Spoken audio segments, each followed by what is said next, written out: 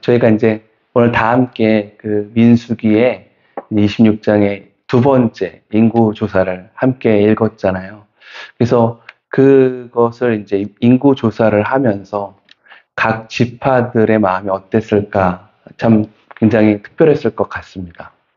모세가 이 일을 이제 엘라살과 함께 했다고 합니다. 첫 번째 인구 조사를 할 때는 모세 옆에는 이제 아론이 서 있었죠. 그러나 이제 모세의 마음은 그렇지가 않습니다. 모세는 이제 더 이상 아론과 함께 있지 않은 거죠. 그리고 이제 엘라셀이 옆에 서 있습니다. 마침내 하나님의 약속의 말씀이 모두 이루어진 때를 그가 앞에서 석에서 보게 됩니다.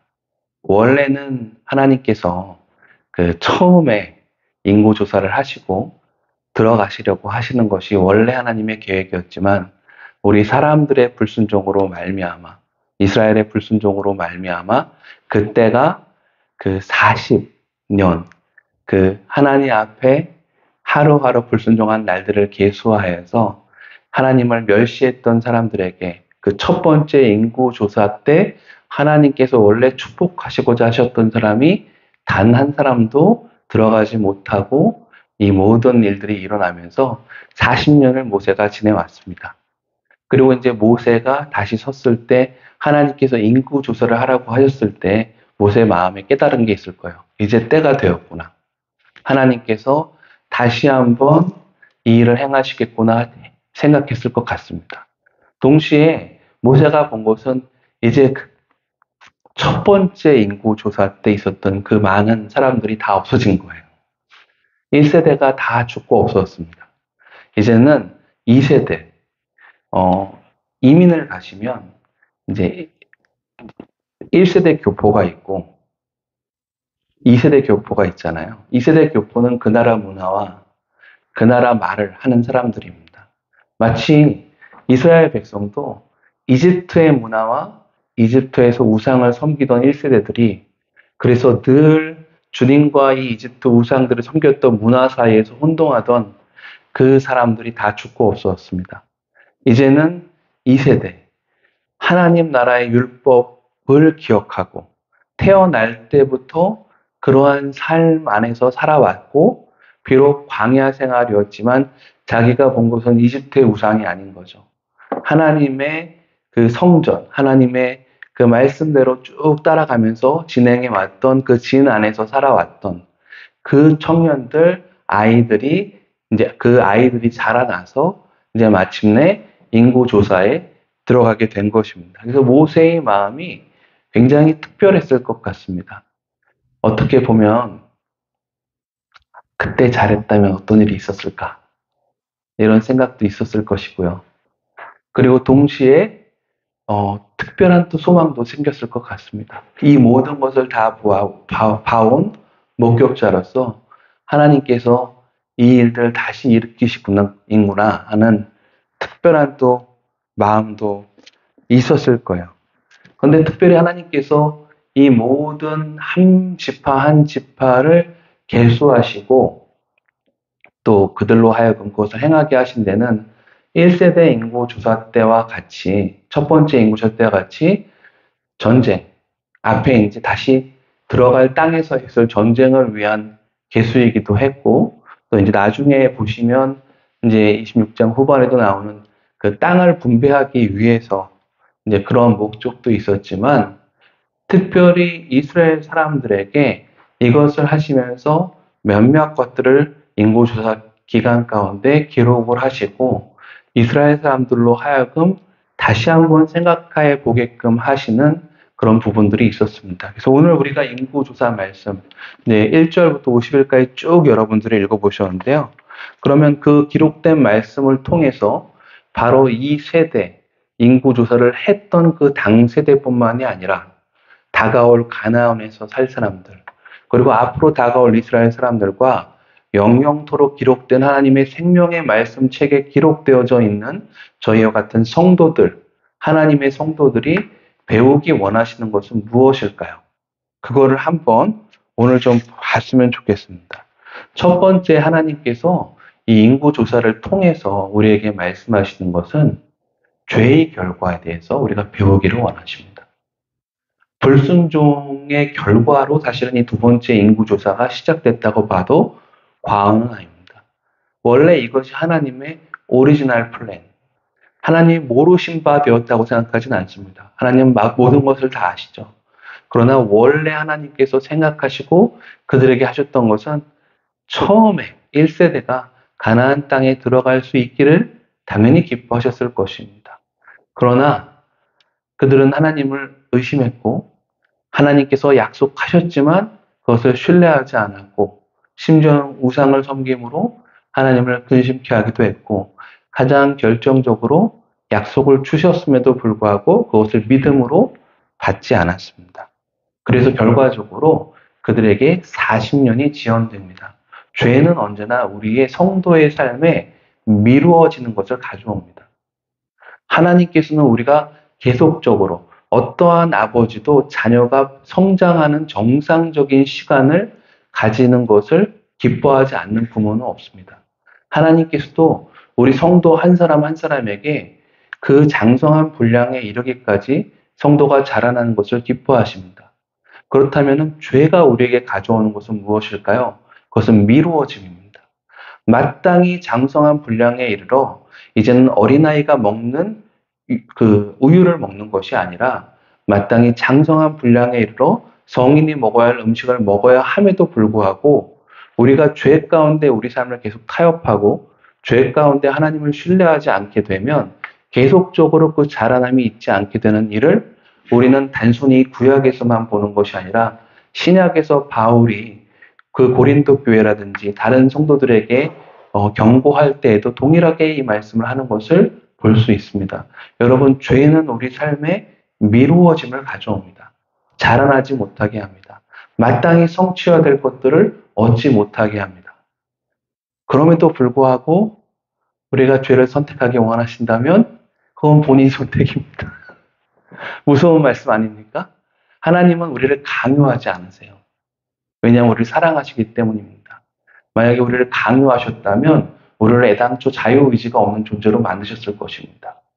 그런데 강요하셔서 그렇게 자유의지가 없는 존재로 만드시면 그것은 이제 마치 결혼할 사람이 상대방 의사를 묻지 않고 결혼하는 것이죠.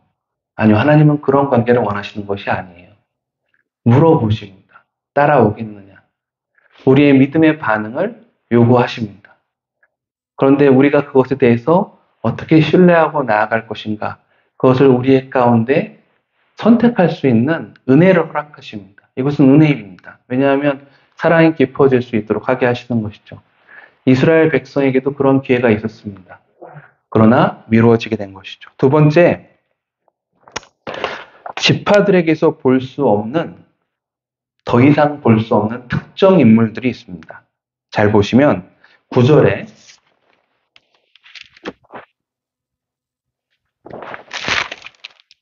다단, 아비람이 나옵니다.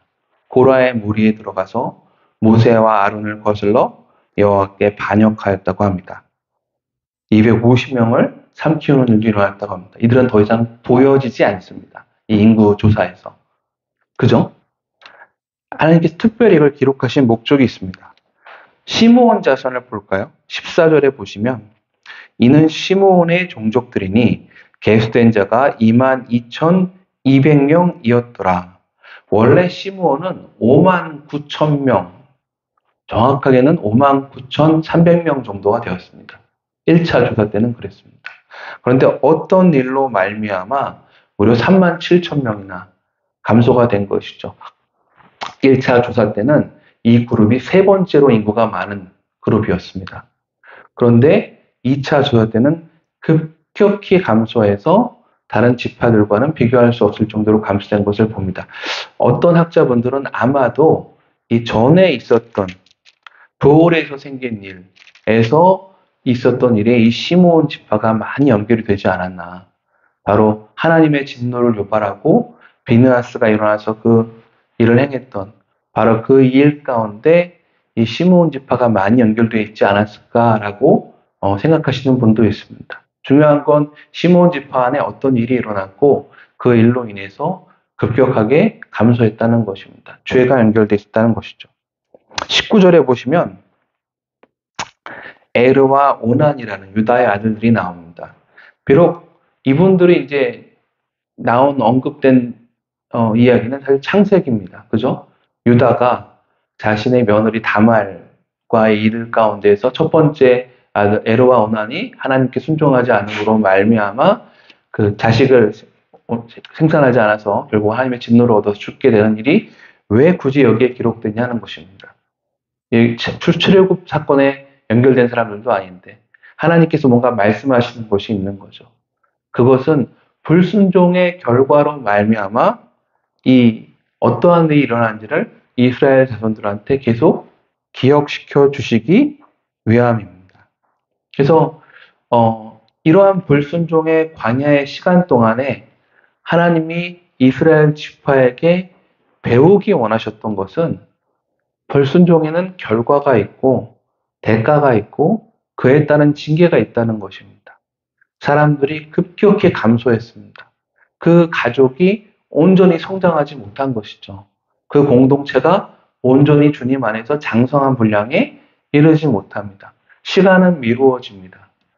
그래서 가족이든 내가 함께 있는 공동체든 우리가 마음을 겸손히 하고 조심하여서 이 죄악된 것을 여호와를 경외하는 것은 죄를 미워하는 것이라 하신 말씀처럼 우리 역시도 그런 마음을 품을 수 있도록 해야 되는 이유는 죄로 말미암아서 우리 공동체와 나 개인과 가족 가운데 좋은 일이 일어나질 않아요. 좋은 일이 일어나질 않습니다. 누가 아버지라면 자기 자녀한테 안 좋은 일이 일어나는 걸 원하는 부모가 어디 있겠습니까? 그래서 하나님께서 하나님 아버지의 마음으로 계속적으로 반복해서 말씀하신 겁니다. 불순종하지 마라. 그렇게 되면 이렇게 된다. 근데 그럼에도 보여주시는 은혜가 있습니다. 이게 두 번째로 저희가 생각해 볼 부분인데요. 첫 번째로는 40년 동안에 새로운 세대가 일어났습니다. 그죠? 이 미루어진 시간 동안에 이스라엘 사람들은 마치 아무 일도 하지 못하는 것 같고 무슨 특별한 어떤 성취가 일어나는 것도 같이 보이지도 않았습니다. 그냥 한 일은 하나님께서 말씀하신 대로 따라가고 먹고 자고 그때 있었던 그 선택으로 말미암아 자기가 지금 겪어야 될 징계들을 겪으면서 매 순간 여러 가지 후회와 지금 자녀들이 겪어야 될 내가 그때 한 선택으로 말미암은 고난과 이런 것들을 왜 안 느꼈겠습니까? 그럼에도 불구하고 그들이 매일 하나님의 주신 그 율법 안에서 말씀을 따라가면서 40년을 살아갔더니 새롭게 하나님의 약속을 성취할 새로운 세대가 일어난 것입니다. 아멘? 불순종했다고 해서 가만히 자리에 앉아있고 그 징계도 받지 않겠다고 뒤로 돌아 앉아버리면 이러한 일을 볼 수 없다는 것이죠. 하나님께서 징계하셨다면 그렇다면 겸손히 그 징계를 받고 징계 앞에 순종해 나갈 때 반드시 하나님께서는 또한 새로운 것들을 그 안에서 은혜로 허락하십니다. 첫 번째가 바로 새로운 세대가 일어난 것입니다. 두 번째는 하나님께서 비록 징계하셨지만 그러나 또한 은혜를 주시는 하나님이신 것을 말씀하십니다. 11절을 보겠습니다. 11절을 보시면 고라의 아들들은 죽지 아니하였더라라고 합니다. 이 고라가 누구냐? 바로 이스라엘 최초로 집단적으로 쿠데타를 리더십 가운데 일으킨 사람들 아닙니까? 그래서 처음으로 땅이 그냥 갈라져 버려서 모세가 직접 얘기를 했죠. 이것이 정말 하나님께로부터 온 것이면 새롭게 일을 행하셔서 땅이 갈라지고 이 모든 사람들을 다 산채로 수월에 삼켜지게 하겠다고 얘기를 하자마자 실제로 하나님께서 땅을 가르셨고 일어날 정도로 하나님이 얼마나 이 일을 엄중하게 보셨는지 나타냅니다. 그 사람의 자손들이 죽지 않았다고 합니다. 그렇게 놀랍게 배역한 그 고라의 자손들인데 정작 고라의 아들들은 죽지 아니하였습니다. 왜 그럴까요? 왜냐하면 하나님께서 말씀하시는 것은 비록 아비가 그러한 죄를 지었다 할지라도 그것을 자식에게는 물리지 아니하시는 하나님의 은혜를 볼 수 있습니다. 이 고라의 아들들이 나중에 하나님 앞에서 잘 계속적으로 순행해 나가는 걸 볼 수 있습니다. 예를 들어서 시편에 대략 한 12편 정도는 고라의 자손들이 기록한 혹은 연관되어 있는 시편입니다. 우리가 흔히 아는 목마른 사슴이 시냇물을 찾아라 시작되는 바로 그 시편도 고라의 자손들. 시편 46편에 내 주는 강한 성이요 했던 그 찬송가를 가지고 있던 46편도 고라의 자손들. 여호사밧 왕이 전쟁하러 나아갈 때 그 성궤를 메고 앞에 찬송을 부르며 나아갔던 그 사람들 그룹도 고라의 자손들 그룹이었습니다. 그 얘기는 뭐냐 하면 에스겔서 18장에 보면 그런 말씀이 있습니다. 하나님께서 왜 악인이 죽는 것을 기뻐하시겠느냐? 나는 악인이 죽는 것을 기뻐하지 않으니 저가 돌이켜 회개하고 살기를 기뻐한다고 하십니다. 징계하시는 하나님이 그 징계를 기뻐하시지 않는다고 하십니다. 원래 하나님의 목적은 징계를 통해서라도 저가 돌이키고 살기를 기뻐하신다고 합니다. 그 마음이 이 고라의 아들들에게 온전히 드러납니다. 고라의 아들들은 죽지 아니합니다. 비록 징계가 그 가족 가운데 있었지만 하나님 앞에 돌이키고 다시 주님 앞에 나왔을 때 고라의 아들들은 번성하고 하나님 앞에 자기의 자리를 회복합니다.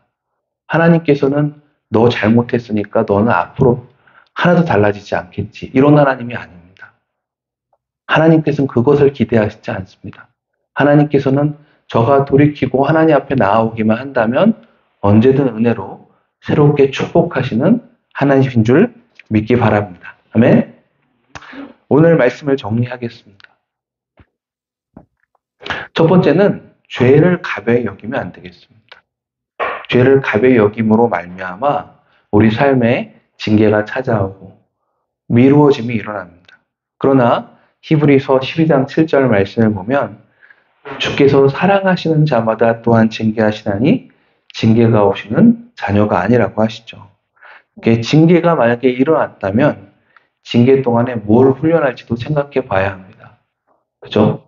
왜 그렇게 어제 설교 그 말씀 가운데 있었던 그런 이스라엘 사람들이 넘어지는 일들이 왜 일어났을까요? 40년 동안에 어떤 사람들은 주님을 잘 따라가는 훈련을 마쳤고 40년 동안에 아마 어떤 사람들은 그렇게 하지 않았던 것 같습니다. 그러다가 유혹의 순간이 찾아오니까 그들의 평소에 하고 있던 것들이 드러난 것이죠.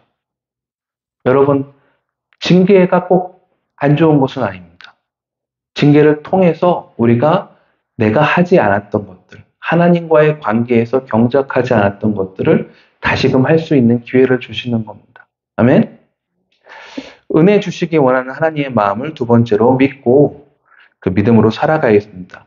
제일 놀라운 것은 인구가 줄지 않았다는 거예요. 지금 보시면 첫째 인구에서 인구가 1820명밖에는 줄어들지 않았습니다. 처음에 60만 명이었는데 두 번째도 60만 명이었습니다. 하나님의 은혜는 어제나 오늘이나 동일하시다는 것을 기억하셨으면 좋겠습니다. 주님께서 무엇보다도 네 줄어들지 않은 인구를 봐라. 나의 은혜는 그 사람들에게나 지금 이 새로운 세대에게나 동일하게 있다. 은혜를 믿는 너희들이 이것을 취할 때 그것을 가지고 갈 수 있다는 것입니다. 아멘? 그래서 광야로 들어갈 수도 있습니다. 또 가나안에 들어갈 수도 있죠.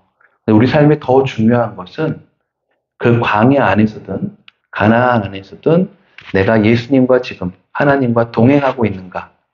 이것이 정말 중요하고 이것을 이스라엘 사람들에게 배우기 원하셨기에 두 번째 인구조사 때까지 40년을 기다리신 것입니다. 아멘?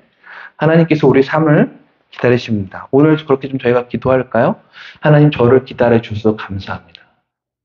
제가 더 성장할 수 있도록 내 인생에 때로는 징계해 주시고 징계받는 동안 미루어지더라도 기다려 주시고 그런데 그 기간 동안 내가 무엇을 했는지도 돌아보게 봤으면 좋겠습니다. 혹시나 불평하지 않았었습니까?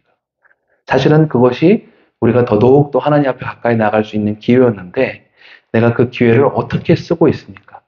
한번 생각해 보시면서 이번에는 주님이 두 번째 인구조사처럼 하나님께 나에게 새로운 은혜의 기회를 주실 때에는 제가 준비된 모습으로 서 있기 원합니다. 근데 그것은 그냥 오는 것이 아닙니다. 내 삶에서 광야 기간 같은 시간 동안에 아무 일도 일어나지 않는 그 시간 동안에 내가 어떻게 내 삶을 훈련하는가. 이것이 중요한 부분입니다. 같이 그렇게 좀 주님 앞에서 주님 제가 그렇게 살겠습니다라고 기도하면 좋겠습니다. 네. 자, 기도하겠습니다. 은혜로운 하나님 아버지 감사합니다. 하나님 아버지께서 저희 가운데 인생의 아버지 순간순간마다 때로는 징계하심의 책칙으로 때로는 축복으로 계속적으로 저희를 주님과 가까이 인도하시는 놀라운 주님의 은혜를 찬양합니다. 아버지 하나님, 저희 인생에 아버지 하나님 마치 광야길같이 주님 앞에 징계받는 때가 있을 때 저희가 그것을 가벼이 여기지 말고 사랑하는 하시는 아버지가 자녀를 징계하신 것 같이 저희가 다시 한번 저희 마음 가운데 무뎌진 죄악들을 회개하고 돌이키며 주님 앞에 돌아서게 하시고 누구든지 돌아서고 회개할 때 하나님의 놀라운 은혜를 부어주시는 것처럼 저희 각 사람도 하나님께서 축복하여 주시고 오늘 하루도 누구든지 나를 따르려거든 그리스도 안에서 죽고 아버지 그리스도 안에서 사는 아버지 그 놀라운 하나님의 은혜를 경험하는 특별한 하루가 되게 하여 주시옵소서. 아버지 하나님 지금 필리핀에서 선교하고 계시는 주의 말씀을 증거하고 계시고 강의로 증거하시는 이 더운 날 하나님의 말씀을 증거하시나 수고하시는 우리 김덕겸 담임 목사님을 기억하여 주시고 아버지 모든 그 과정 가운데 하나님의 은혜와 주의 충만하신 성령의 부으심으로